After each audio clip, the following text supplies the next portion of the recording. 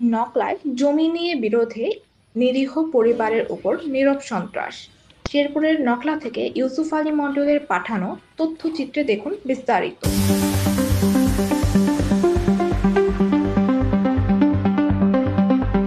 নকলা উপজেলার লাভা গ্রামে একটি নিরীহ পরিবারের উপর চলছে নীরব অত্যাচার। অভিযোগ উঠেছে প্রভাবশালীদের হাতে দীর্ঘদিন ধরে হয়রানির শিকার হচ্ছেন হাজেরা বেগম নামের এক গৃহবধূ। জানা গেছে, শেরপুর জেলার নকলা উপজেলার লাভা গ্রামের বাসিন্দা হাজেরা বেগম তার একমাত্র সন্তান হারুন রশিদকে নিয়ে বসবাস করছেন তার স্বামীর দেওয়া 5 শতক জমিতে নির্মিত ঘরে। বাড়ির আশেপাশে তিনি ফল ফসল সহ বিভিন্ন গাছপালা রোপণ করে বসবাস করছিলেন শান্তিপূর্ণভাবে।